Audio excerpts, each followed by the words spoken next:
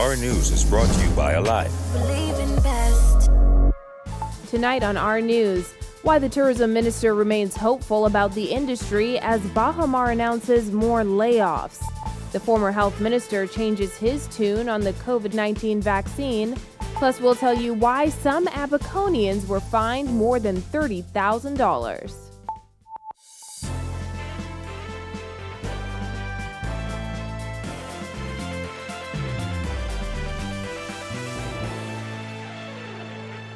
Welcome to Our News and thanks for joining us. I'm Christina Dragovich. Topping news tonight, as Bahama prepares to make more than 100 employees redundant, the tourism minister remains hopeful that the move is not an indication of a further decline in the tourism industry. Dionisio D'Aguilar today giving his views on the most recent round of redundancies. Jasmine Brown reports. When asked about redundancies at Bahama, the tourism minister says there will be ups and downs. There are going to be ebbs and flows in the hotel sector.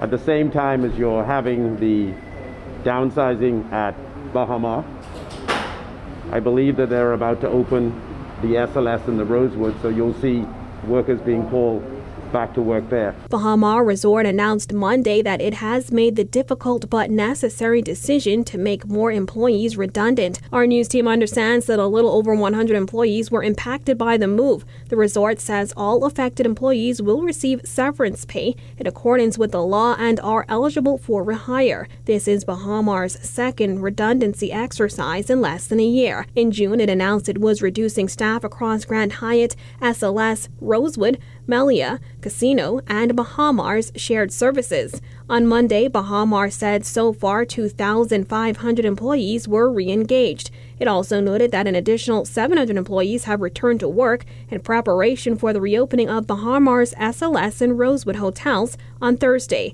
D'Aguilar says he is still optimistic despite there being obvious deterrents to traveling. There are no flights from Europe because they're in a constant state of lockdown, opening up, locking down.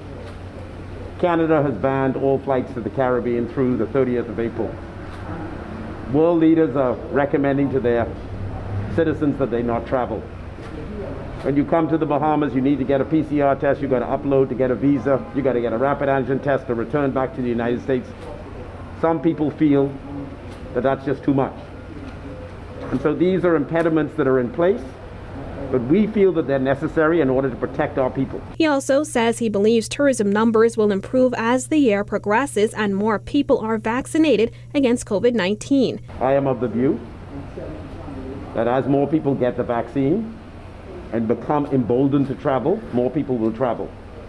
So during the course of this year, things will begin to get better, culminating at the end of the year where I think we should have a fairly robust Christmas, at least compared to the Christmas in 2020. Reporting for Our News, I'm Jasmine Brown. Well, former health minister Dr. Dwayne Sands supporting the push to vaccinate against the COVID-19 virus, saying if you have access to the vaccine, then you should take it. Dr. Sands had previously raised concerns over the swift rollout of COVID-19 vaccines, saying the rush to develop a vaccine due to political stimulation may result in safety concerns. But the health minister sang a different tune in Parliament Monday evening. Yes, I will endorse the COVID-19 vaccine. I believe that as we get further and further out, that there will be more available vaccines, and if you don't like the Pfizer, or you don't like the AstraZeneca, or you don't like the Johnson & Johnson, that ultimately you can find a vaccine that is good for you. Sands says a public education campaign should be launched to educate the public before the vaccine rollout begins locally. And if nothing else, what we should be doing right now is educating people. Do not ever, Mr. Speaker, Deputy Speaker, dismiss a concern that a person may have, because that concern is based out of information that they have, fears that they may have, bona fide understanding of information that somebody with credibility has told them. The Bahamas is awaiting the arrival of 100,000 doses of the AstraZeneca COVID-19 vaccine. Well, an Abaco business paying a hefty price for hosting dozens more patrons than allowed under the emergency orders. Jared Higgs tells us more. $30,500 is the fine a Central Pines business will have to pay after it was caught operating at nearly quadruple the allowed capacity. According to police, on Friday night around 9 p.m., officers from the Abaco division were on patrol in the Central Pines area when they observed a business with several vehicles in the parking lot. When they checked the inside, officers say they observed a large crowd with no social distancing and many individuals not wearing face masks. Video of the police intervention was uploaded to social media. As patrons filed out of the party, scrambling to put their masks on, music continues to blare in the background. A head count revealed that 95 people were in the business in a space that should have only been occupied by 24. The co-owners of the establishment were spoken to, warned, and fined at $30,500. At a time like this, no, it's not easy to find the pay. It's not easy to find the pay, but I didn't need to get real. The video was recorded just 2 days before restrictions on Abaco were tightened due to a reported rise in COVID-19 cases on that island. Bahamians offered mixed reactions to the steep fine. One person wrote on Facebook, "If you don't listen, you'll feel. Everyone should have been locked up and fined, not just the proprietor of the establishment." Another person wrote, "That fine is overly excessive. It would mean the death of most businesses during this pandemic." I think the fine is a bit hefty.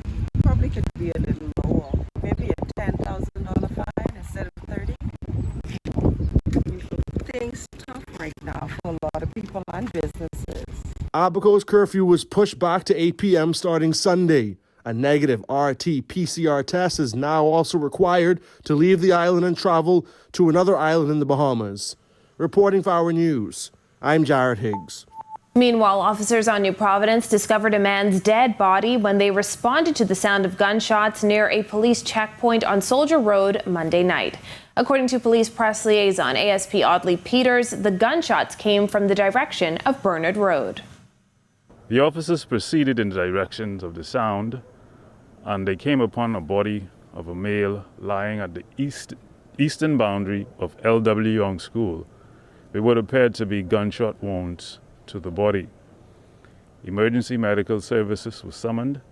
Upon completion of their examination, they pronounced the body lifeless. The incident took place at around 9:30 p.m. Peters describing the victim as around 5 feet 7 inches tall with plaited hair. Peters sending this message to members of the public. We want to advise the members of the public that we continue to need their support in bringing matters of this nature to a resolution. I want to take this opportunity to thank the members of the public for their assistance with the recent matters that we were able to bring before the court, and it's because of their goodwill that we're receiving or accomplishing such success thus far with matters that of this nature that occurred within this year. Well, partly cloudy conditions in the capital today. Greg Thompson is over in the Weather Center with the latest. Thanks, Christina. I'm meteorologist Greg Thompson with your first look at weather. Beautiful day around the islands once again today as temperatures manage to get back into the 80s. We are now back into the mid-70s, 75 degrees outside our studios. Few clouds, light winds out of the southeast at 4 knots, feels like temperature at 75 degrees Fahrenheit. Lovely day around the islands. That ridge of high pressure continues to dominate our weather. It's going to back out slightly towards the east, but in the meantime, it's going to provide us with a nice evening setting up out in the outdoors. Good time to get outside and enjoy. That's your first look at weather. Your extended forecast is still to come. When our news returns, why the PLP leader says Picewell Forbes' seat was always secure. This is Deputy Prime Minister Desmond Bannister focuses on his political future. That's coming up when our news returns. Welcome to our news and thanks for joining us. Topping news tonight. COVID-19 remains a serious threat. Coronavirus COVID-19 has disrupted our economy, tourism industry, educational system, and put our healthcare facilities and professionals on high alert. Are you prepared? Do you have all the facts? Stay tuned to this network for the very latest news and information on this global pandemic.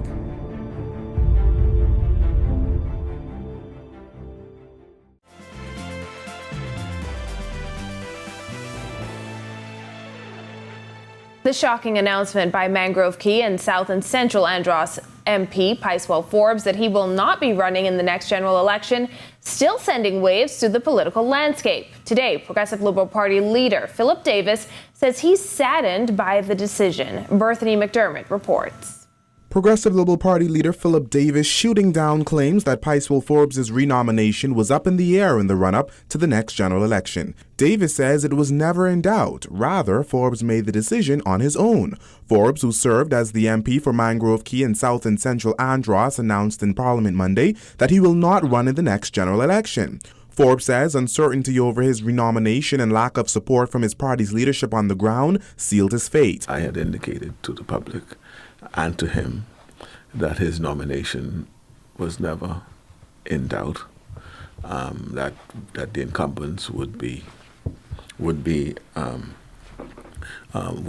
renominated. When Forbes exited Parliament Monday, he received a standing ovation and applause from fellow MPs, with some greeting him on the way out. However, party leader Philip Davis and deputy leader Chester Cooper did not stand, nor did they participate in the applause. Davis today sought to justify that reaction. It is always very difficult for the pulling of that final curtain. And as I said, I was saddened by the fact that he had taken the position not to offer himself again. And my response was as a consequence of my sadness. And amid speculation that there may have been an underlying issue between Davis and the longtime MP, Davis says his relationship with Forbes remains the same. We have no issue. We have talked about it, and we still have a relationship, which is, as it was, good, as it has always been. Reporting for Our News, I'm Bethany McDermott. Well, political aspirant Monique Pindling says she didn't think the bid for the Andros seat would have ended the way it did. Giorgio Bain reports. Following an announcement that Mangrove Key and South Andros MP Picewell Forbes will not be running in the next general election, Monique Pindling, daughter of the late Sir Lyndon Pindling, says the announcement was interesting but not surprising. What was said was that the incumbent was infenced and that he was saved because he survived the last election, and they felt that because he had survived that he should be given another chance. So to hear that he had resigned was interesting, but not a surprise. Pindling, who previously announced her intention to run for the seat, insists that Forbes' decision had nothing to do with her or her family. The party leadership had told me that they didn't want me on the ticket, and that was sometime last year. And from since then, I haven't been back to Andros. I haven't campaigned. They said that they just didn't want a Pindling on the ticket, and that because it was political season and campaign season, they thought that the government or would use Daddy's or my dad's commission of inquiries, drug years, crime years as leverage and tool to win the general election. Today, party leader Philip Davis dismissed Pindling's claims. Those are unfortunate comments because we, the Progressive Party, do not accept any negative connotations that's been out there with Sir Lyndon. We revere him as the father of the nation. Reporting for Our News, I'm Giorgio Bain. A shocker is how Deputy Prime Minister Desmond Bannister is describing the decision by his longtime friend and political rival, Picewell Forbes, to not run in the upcoming election. Here's Jasmine Brown. The Deputy Prime Minister was one of more than 24 MPs who got a front row seat to Forbes' surprising announcement in Parliament on Monday. Were you shocked at that moment? Because a lot of people said not even his own members of his own party were aware of this. Were you shocked at that moment? Yeah, he and I had spoken yesterday morning and he didn't tell me. So I had no idea what he was going to do. So it was shocking. The Mangrove Key and South Andros MP announced that he will not run in the next general election, telling reporters that uncertainty over his renomination and a lack of support from the party's leadership on the ground sealed his fate. Bannister, who calls Forbes a long-standing friend, was the first MP to speak to Forbes after his brief speech in Parliament. When Forbes sat down, the DPM crossed the floor and took a seat next to him. Bannister says he had encouraging words for Forbes. When he stood up as a statesman. He stood up as someone who did what he really believed in and he continued to distinguish himself. So his legacy is complete by what he did and how he did it. I think that's very important. So I didn't console him. I went to speak with him as a colleague and as a friend to just affirm that what he was doing, in my view, was absolutely the right way. Bannister says he also affirmed to the South Andros MP that the capital projects he fought for in his community will be completed. Bannister says he doesn't want to get into the politics of Forbes' decision, but he was more open about his own political future, confirming he is seeking renomination for the Carmichael seat. The people of Carmichael are my people, and there's no question that I'm going to be applying to my party to be nominated as the candidate for Carmichael. There's no question about that. Reporting for our News, I'm Jasmine Brown. When our news comes back from the break, our Kyle Joaquin goes on the campaign trail with a political newcomer. Plus, Ready, Set, Go, sports is coming up next. Welcome to our news and thanks for joining us. Topping news tonight. COVID-19 remains a serious threat. Coronavirus COVID-19 has disrupted our economy, tourism industry, educational system, and put our healthcare facilities and professionals on high alert. Are you prepared? Do you have all the facts? Stay tuned to this network for the very latest news and information on this global pandemic.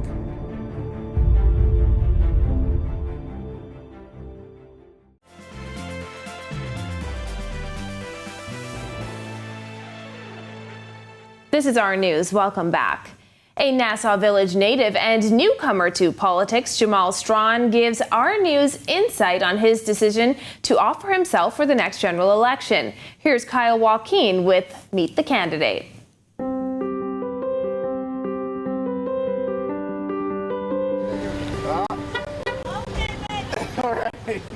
Meet Jamal Strawn, a philanthropist, businessman, and lover of service. He's come from humble beginnings, growing up in Nassau Village to obtaining 2 master's degrees and rubbing shoulders with some of the world's most influential leaders. The father of 1 daughter and the last of 14 children, Strawn comes from a family that always supported hard work. My mother was actually the second female bus driver in the history of the Bahamas. Wow. Yeah, so that kind of molded me as far as my humility. And my dad is a retired police officer turned bus driver. And Strawn is no stranger to public policy. He gained experience as an intern in the office of former U.S. President Barack Obama when he was just a senator. And now Strawn is throwing his hat in the political ring, offering himself as the PLP's candidate for Nassau Village. This is actually my stomping grounds. This is where my navel string is. And I chose politics because that's the only way to effect sustainable change. Walking with him through the constituency, many recognize the young man who grew up in the area, attending C.H. Reeves Junior High and R.M. Bailey Senior High, and still lives in the area.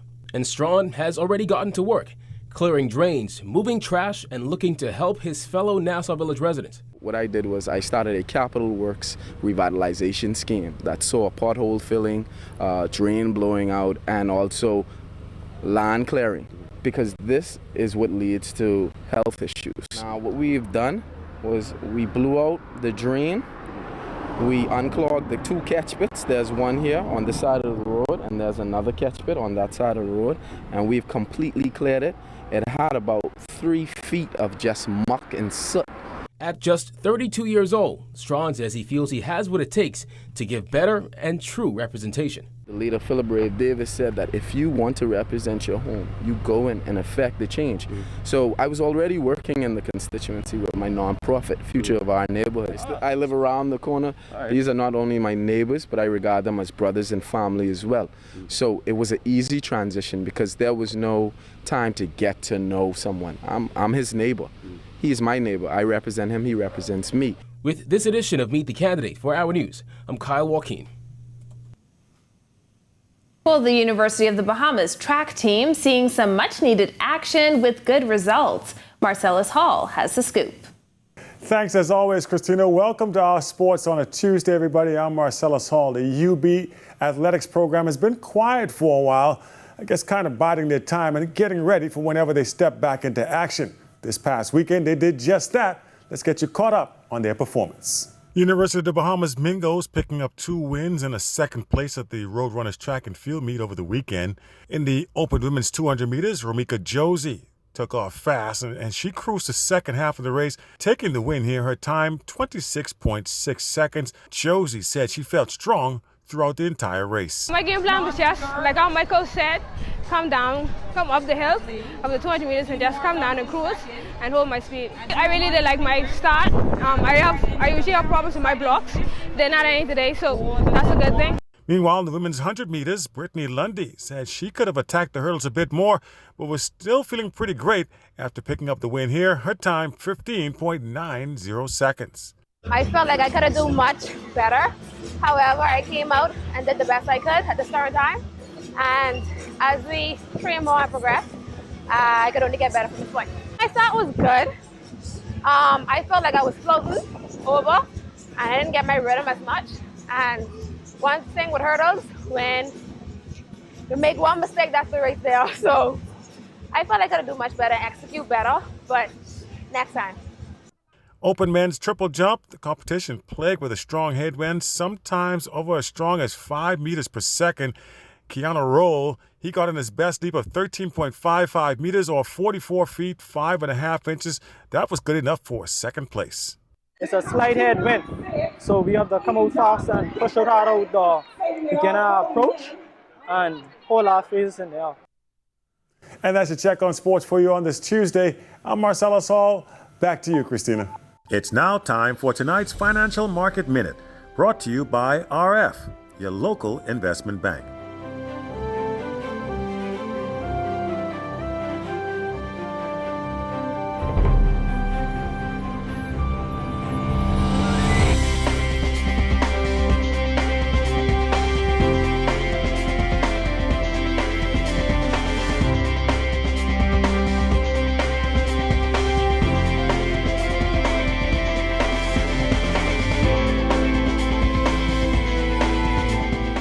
This has been your Financial Market Minute.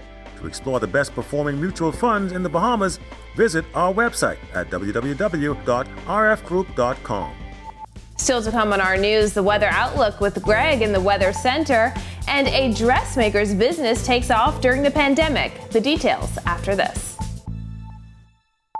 Welcome to our news and thanks for joining us. Topping news tonight. COVID-19 remains a serious threat. Coronavirus COVID-19 has disrupted our economy, tourism industry, educational system, and put our healthcare facilities and professionals on high alert.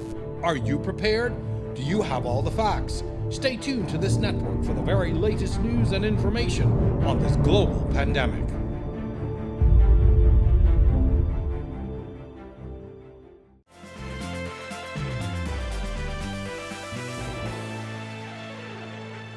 Welcome back to our news. Some beautiful days ahead in the capital. Greg is back in the weather studio with the outlook.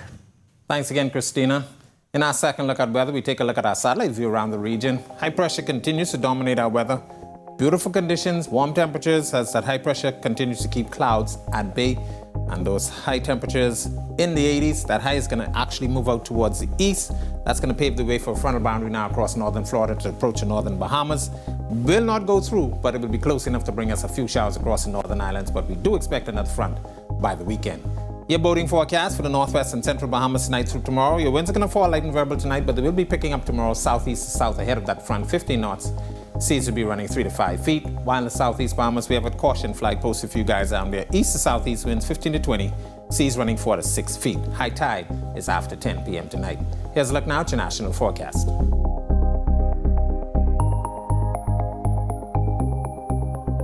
A look now at your extended forecast through Sunday.